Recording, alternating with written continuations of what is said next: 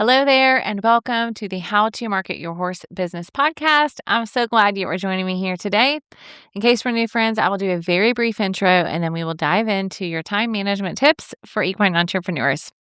So, as I said, this is the How to Market Your Horse Business podcast. I get to host you here each week, and my name is Denise Alvarez, and I am an equine business coach. So, through my business, Storm Lily Marketing, I get to help dream-chasing entrepreneurs like yourself that are in the horse world and want to build and grow a sustainable business without burning out.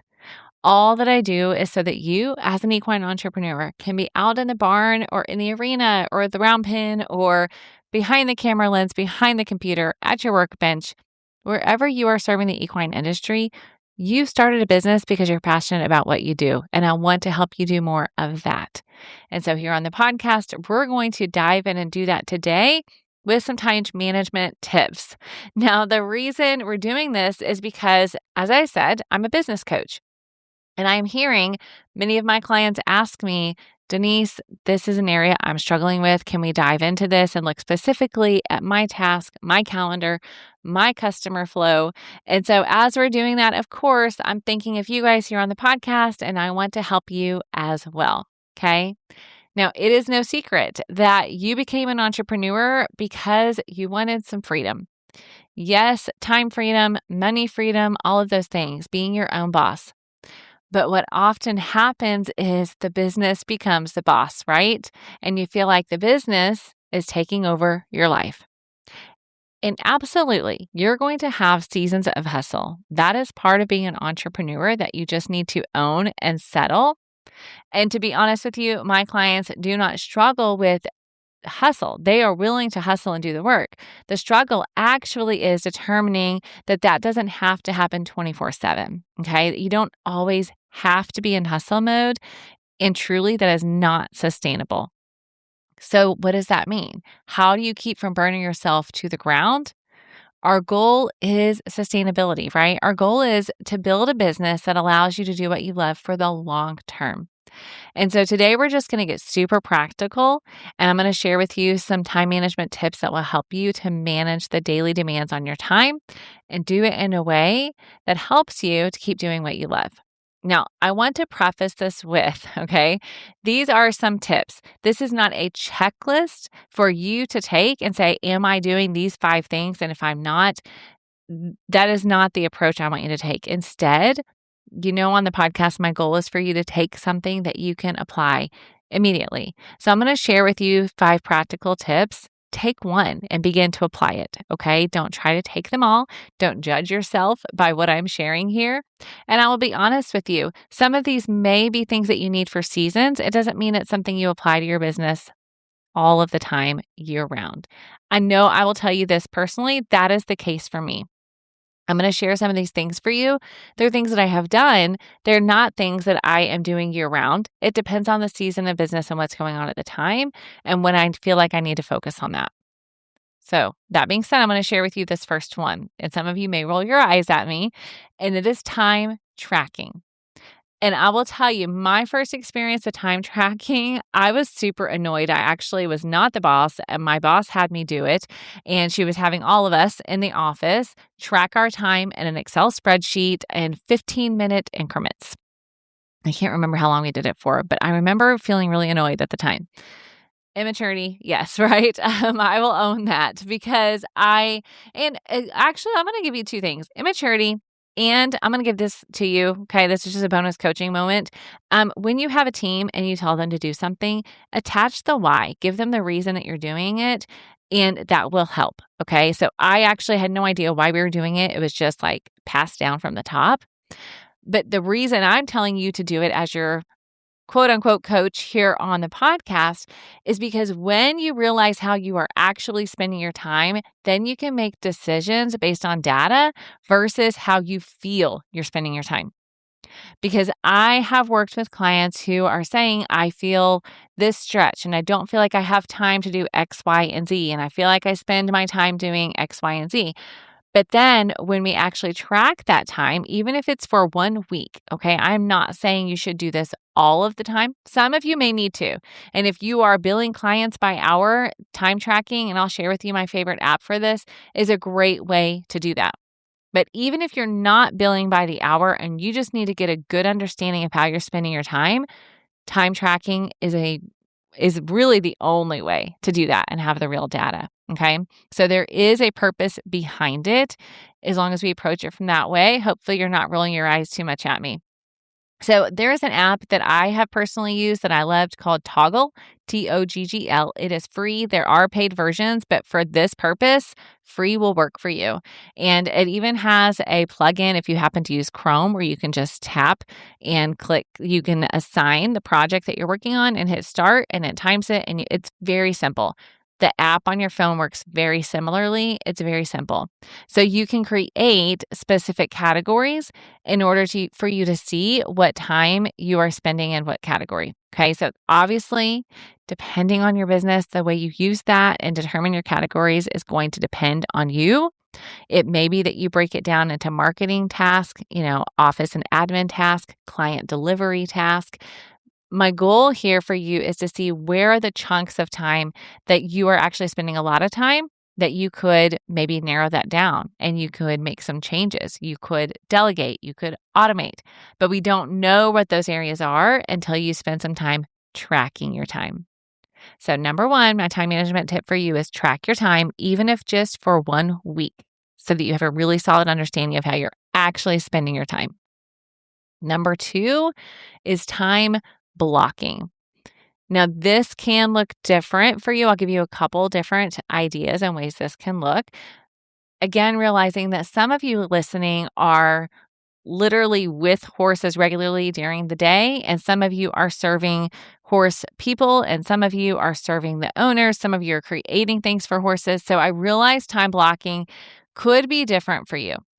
But here is my hope for you in sharing this idea. Well, number one, I'll define it, then I'll give you that hope. So when I say time blocking, I mean looking at your calendar and literally taking chunks. Some people call it time chunking, I think, but taking chunks of time and assigning specific task priorities to that chunk of time ahead of time. Okay. So say it's Monday morning or say it's Sunday night and you're looking at your week and you're saying, okay, these are the chunks of time I'm going to allot myself to do that. One of the reasons this can be so effective is because we will do the work that we have available we will do the work oftentimes in the amount that is available to us. Okay, so if you give yourself 20 minutes, it may take 20 minutes, but guess what? If you give yourself 45 minutes, there's a very good chance it's going to take 45 minutes. Okay, so I'm not saying go sloppy or go messy with your task. I'm just saying realize that if you give yourself a certain amount of time, you could actually increase your productivity and your efficiency and still do what you need to do well. And the other benefit, and the reason I'm sharing this idea with you, is for many of you, you are solopreneurs. You maybe have someone helping you. You maybe have a virtual assistant. You maybe have an assistant that's, a training assistant or something, but you're in large part the person running the day-to-day of the business and running the services of the business. And so what very often happens is things get dropped, things get forgotten. And then at the middle of the night or late at night, you're realizing you didn't send that invoice, right? So by time blocking, you also are assigning these important things that are on your list to the day and time that it needs to be accomplished versus being reactive. Okay, we're being proactive. Now, for some of you, you use a digital calendar, a Google Calendar, Outlook, and you can even color coordinate, which I'm such a fan of. I actually learned this week that you can color coordinate in Google Calendar without having to create a new calendar. Like you can actually color coordinate your items on Google Calendar. That blew my mind. I didn't know that. But for someone who likes a good visual, to be able to visually look and see, that could be super helpful for you. So again, the idea here is not necessarily color coordinating, but time blocking. So whether you put it by colors or not, block out specific chunks of time for the specific things that you need to do. The other benefit of this is your mind is then not going from left, right, and center all day long. And I know that so many of you identify with this, that you are being pulled from your inbox to your phone, to Facebook messages, to client delivery. There's so many different ways you're being pulled and directions you're being pulled. So when you are blocking out time for specific tasks, I want you to turn off those other things. Block it out. Close out your inbox, okay? Do the things that you need to so that you only focus on that specific task in that time. All right, so number 2, the idea here is time blocking. The third thing I want you to consider is selecting prioritized tasks or projects for the week and then even for the day. Now, I personally learned this using the Full Focus Planner, which I used for years. It just recently transitioned, but I still use the same principles. Okay. So, looking at your week, what are the top 3 things that you need to accomplish this week? That at the end of the day, Friday, you are celebrating that you've accomplished. Name those in the beginning of the week. And then on top of that, each day, select your top 3. And those are your priorities. You don't let other things come up. Other people's emergency becomes urgent for you. Now, again, friends, I realize I'm saying this and you're saying, Denise, practically speaking, I can do that. But if a horse is injured, that becomes my emergency. 100%. I get that. And from a business perspective, okay, if you need to invoice this week, then you need to put that on your top priority list. And then you can filter out other things that come in and determine, okay, is this truly, truly an emergency, or does this just feel like it because it's important to somebody else, but it's not what needs to take over my time in the office? Okay, so yes, I understand that wearing many hats does mean the services part and the working on the business or in the business makes sense. And because you want to grow and build a sustainable business, you've got to learn to prioritize your day. It is a part of putting your CEO hat on, and I know you can do it. Now, like I said, I use a paper planner for this. You do not have to. I actually if you want the link, you're welcome to send me a message. I found one on Amazon that I love. That's a daily planner. I prefer daily so I can write everything out by the hour or even by the half hour in terms of appointments and calls that I have. I do use digital as well, but I also will take what's digital and put it on my daily because I like having that. That's just how I function. Find what works for you, which leads me to number 4. Okay. My 4th time management tip is to use a system. Find the one that works for you. But if you do not have one at all, then you are inviting burnout to the party. And actually, I wish I could remember who said this, but many of you may think I just don't have a system. But I'm feeling the pinch. I'm feeling the tension of not having it. And their response was, actually, you do have a system. It's just not one that's working. And I thought that was so smart. I wish I could remember. It may have been a recent podcast guest. So if I'm not giving you credit, I apologize.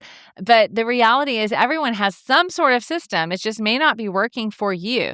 So find a system that's actually going to work to help you manage your projects, your client delivery, your to-do list, your shopping list. Some of you, right? There's so many things. I understand that. So what are some systems we can get in place? That is something I did with a client on a coaching call recently, which we evaluated the different systems. Yeah, I break it down into 4 different types of systems that every equine business owner has.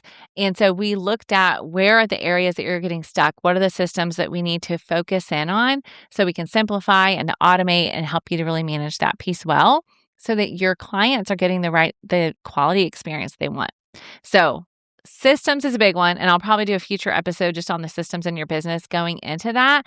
That is something I teach with my coaching clients. But for time management purposes, okay, do you have a client management system? What does that look like when someone contacts you and you begin that conversation? How do you keep from losing those leads? How do you keep from losing when they become a customer and knowing what the timelines are and the delivery is for their projects? What is that? There's not just one. There could be, many options for you, but you need to have a system that works. When it comes to your calendar, what system are you using? Are you automating some of those things to make it easier on you and take some of those things off of your plate? If you have discovery calls as the first step in your sales process, actually pause. No, I hope that it's not your first step. There's likely some other things that are happening before then where they have found you, gone to your website, gotten a lead magnet.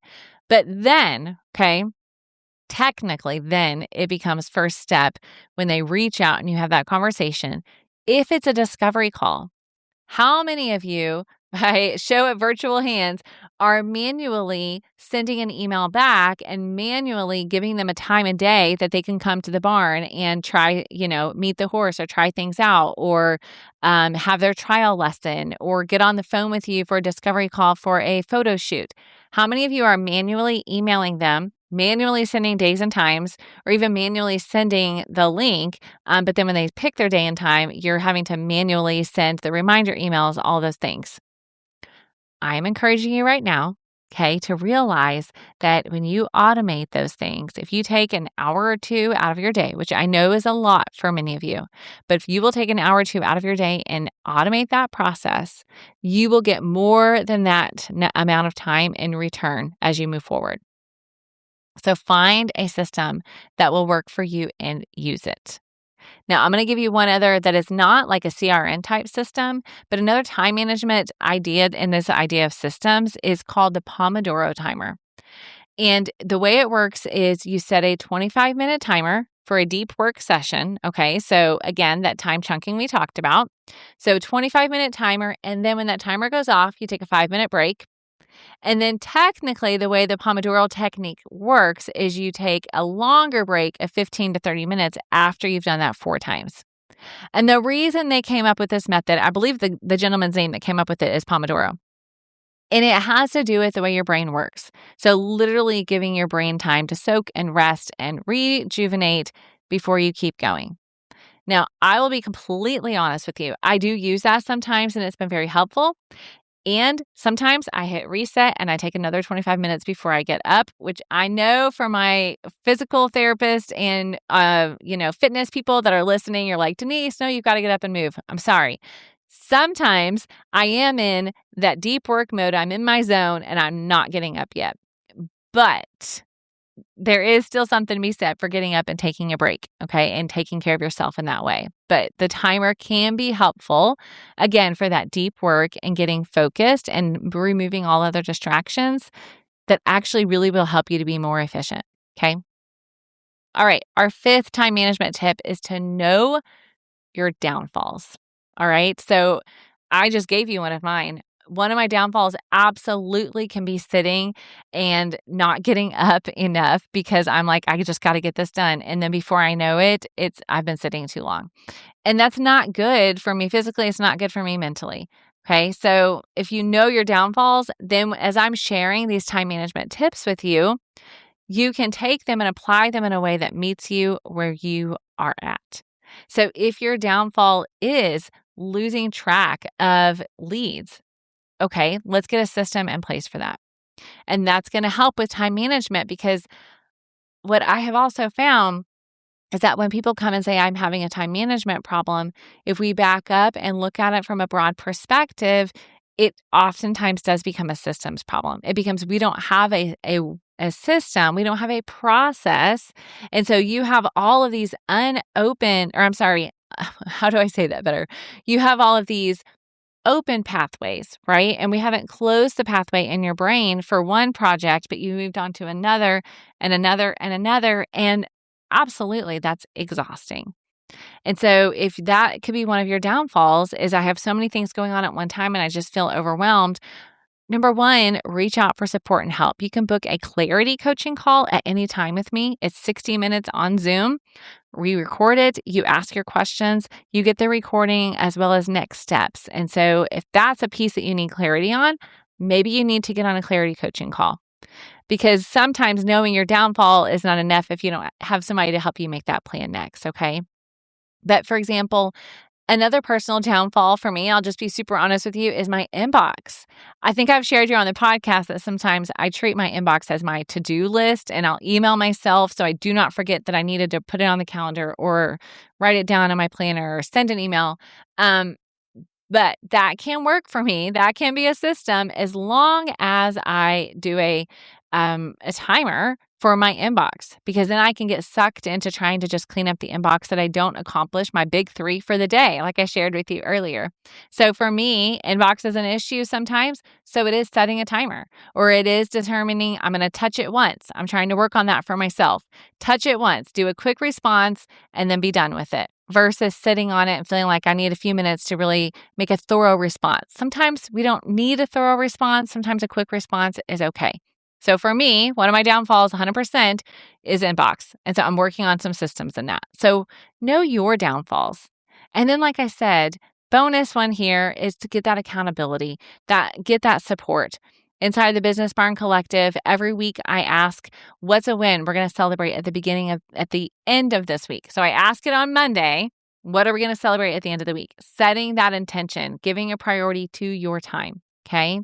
So there's 5 management tips for you guys for your time, 5 time management tips that, again, it's not a checklist, but these are things that will help you if you will choose one and implement it in the season that you need it. So time tracking, time blocking, choosing your top 3 priorities, having a system and using it, and knowing your downfalls. And then the bonus one is get support, get accountability. Don't try to do it all on your own. That can be exhausting. Now, I just want to remind you, as your coach here on the podcast, okay, just like I would remind my clients, I want you to use your personal definition of success as the filter for how you manage your time. What works for you? What feels good for you? What is the solution for you and your family and your capacity in the season that you are in right now is not going to be the same for everyone else, especially the people showing up in your feed, which I hope I'm showing up in your feed, and I hope that you hear me say that. I don't want you comparing. When I tell you my downfalls and the solutions I found, they may work for you, and I hope that they do. But if they don't, it doesn't mean you failed. Or if you have a different solution, it doesn't mean it's wrong. Okay. Focus on your personal vision, and that is your filter, okay, for how you're going to spend your time. And that also helps you to know when you are in that season of hustle, because it is real and it is necessary as you build and you grow. It also helps you to know the why behind that and what you are doing, and that everything you're doing has that purpose. But at the same time, knowing that your family values matter, the way you spend your time and your days long term matters, that also is going to impact how you spend your time. Now, I have something free I've just created that I want to tell you about that falls in line with this idea of building a sustainable equine business. Because I know that for many of you, you are doing so many different things and you're feeling like I'm constantly working in the business, but I'm not always seeing the long-term results on the investment of time that I have. I don't feel like what I'm building is sustainable. I don't feel like what's happening is going to be consistent, and I don't feel like I have a system to do that. And many of you feel like your solution is do more. I just need to do more. I need to post more. I need to market more. I need to make more calls. And sometimes that is the case. I'm going to be honest with you. Sometimes on my coaching calls, we do determine these are the things you need to do, but we also determine the things they need to stop doing to make space for that. And so what I've created is a roadmap. Now, I want to be careful with this word because you guys have heard me say there is not one right way to do all of the things. And yet, I do believe there is a process that you can follow that's going to simplify things for you. And that's my goal. Okay. I want you to be strategic in your decisions. I want you to focus on what actually drives growth for your business. And I want you to be able to grow your business on your terms, chasing your version of success without burning out in the process. And so I've taken the things that I coach my clients on and I teach you here in the podcast and put it into a roadmap that you can follow. Okay. So if you go to Storm Lily, that's Storm, LILY.com/map, you will get my free Equine Entrepreneur's Roadmap to grow a sustainable business without burning out, because that's my heart for you. That's my goal for you. So again, that is stormlily.com/map.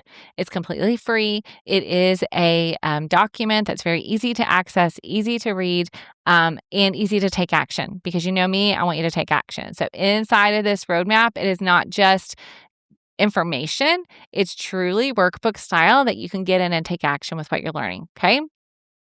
All right, guys, thanks so much for joining me here on the podcast. I'm so honored to get to help you in your business building journey. And I do hope that if this is helpful to you, that you will share it with your other equine business friends, because we are building and serving the industry together. And the more that we can do that and do it sustainably, the better you will be, the better your business will be, the better the industry will be. All right.